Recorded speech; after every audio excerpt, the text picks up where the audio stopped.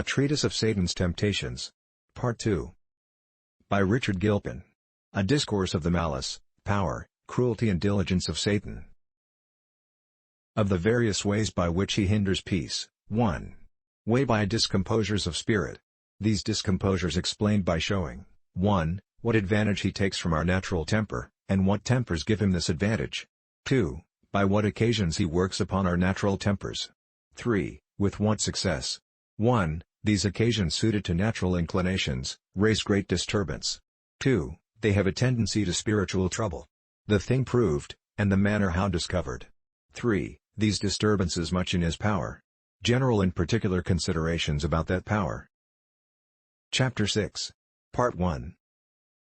Having evidenced that one of Satan's principal designs is against the peace and comfort of God's children, I shall next endeavor a discovery of the various ways by which he doth undermine them herein.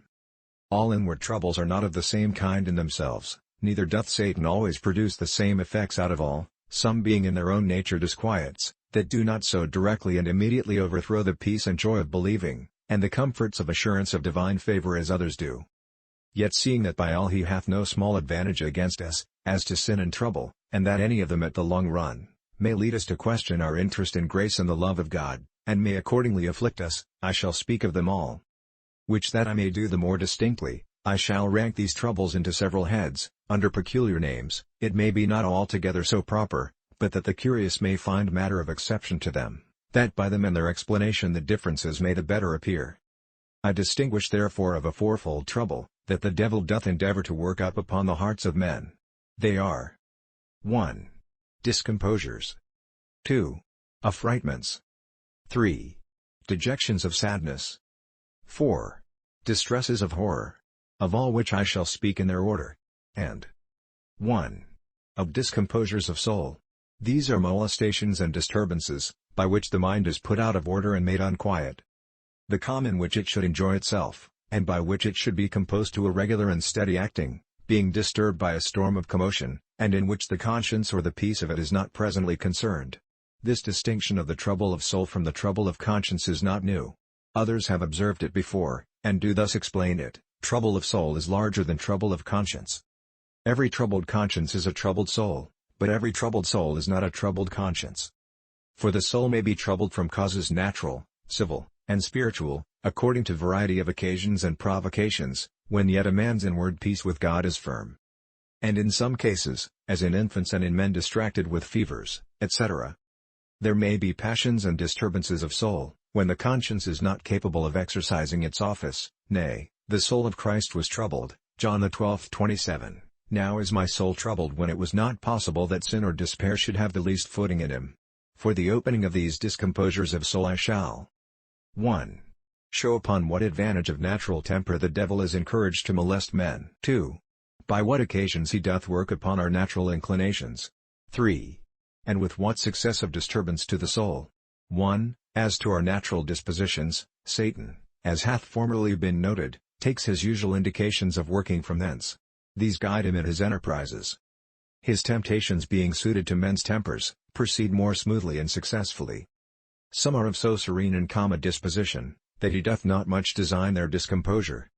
But others there are whose passions are more stirring, fit matter for him to work upon, and these are 1. The angry disposition. How great an advantage this gives to Satan to disturb the heart, may be easily conceived by considering the various workings of it in several men, according to their different humors. It is a passion that acts not alike in all. And for the differences, so far as we need to be concerned, I shall not trouble the schools of philosophers, but content myself with what we have in Ephesians 4:31, where the apostle expresseth it by 3 words, not that they differ essentially, declaring thereby the various ways of anger's working. The first is by iota kappa rho alpha, which we translate bitterness. This is a displeasure smothered. For some when they are angry cover it, and give it no vent, partly for that they are sometimes ashamed to mention the ground as trivial or unjust, partly from sullenness of disposition, and oft from a natural reservedness. While the flame is thus kept down, it burns inwardly, and men resolve in their minds many troublesome, vexatious thoughts. The second word is theta upsilon mu sigma, wrath. This is a fierce, impetuous anger. Some are soon moved, but so violent that they are presently transported into rage and frenzy, or are so peevishly waspish that they cannot be spoken to. The third is rogama, translated here anger, but signifies such a displeasure as is deep, entertaining thoughts of revenge and pursuit, settling itself at last into hatred. Any of these is enough to bereave the heart of its rest, and to alarm it with disturbances. 2. Others have an envious nature, always maligning and repining at other man's felicity. An evil eye that cannot look on another's better condition without vexation. This turns a man into a devil. It is the devil's proper sin, and the fury that doth unquiet him, and he the better knows of what avail it would be to help on our trouble. 3. Some are of proud tempers, always overvaluing themselves, with the scorn and contempt of others. This humor is troublesome to all about them, but all this trouble doth at last redound to themselves. These think all others should observe them, and take notice of their supposed excellencies, which if men do not, then it pines them or stirs up their choler to indignation. Solomon, Proverbs 30:21, mentioning those things that are greatly disquieting in the earth, instanceth in a servant when he reigneth. And the handmaid that is heir to her mistress, intending thereby the proud, imperious insolency of those that are unexpectedly raised, from the low estate to wealth or honor. He that is of a proud heart stirreth up strife, Proverbs 28:25. And as he is troublesome to others, so doth he create trouble to himself, for he not only molests himself by the working of his disdainful thoughts, while he exerciseth his scorn towards others, Proverbs 21:24, the haughty scorner deals in proud wrath. But this occasions the affronts and contempt of others again, which beget new griefs to his restless mind. 4. Some have a natural exorbitancy of desire, an evil coveting, they are passionately carried forth toward what they have not, and have no contentment or satisfaction in what they do enjoy. Such humors are seldom at ease, their desires are painfully violent, and when they obtain what they longed for, they soon grow weary of it, and then another object takes up their wishes, so that these daughters of the horse leech are ever crying, "Give, give," Proverbs 30:15. 5. Others have a soft effeminate temper, a weakness of soul that makes them unfit to bear any burden, or endure any hardness. These, if they meet with pains or troubles, and who can challenge an exemption from them? They are presently impatient, vexing themselves by a vain reluctancy to what they cannot avoid. Not but that extraordinary burdens will make the strongest spirit to stoop, but these cry out for the smallest matters, which a stout mind would bear with some competent cheerfulness.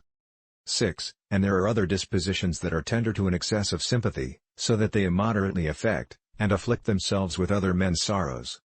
Though this be a temper more commendable than any of the former, yet Satan can take advantage of this, as also of the forenamed dispositions, to discompose us, especially by suiting them with fit occasions, which readily work upon these tempers. And this was 2. The second thing to be explained, which shall be performed by a brief enumeration of them, the chief whereof are these. 1. Contempt or disestimation.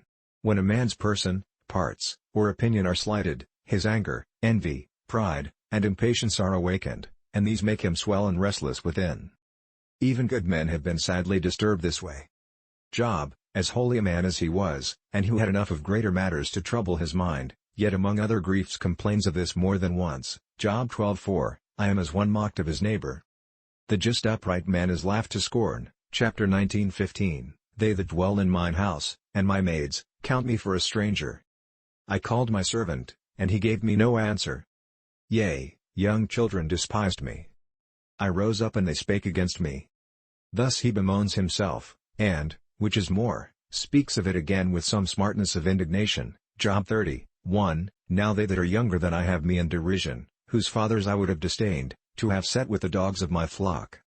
David also, who had a stout heart under troubles, complains that he could not bear reproaches. Psalm 69, reproach hath broken mine heart, I am full of heaviness. What these reproaches were, and how he was staggered with them, he tells us, verse 10, I chastened my soul with fasting, that was to my reproach. I made sackcloth my garment, and I became a proverb to them. Thanks.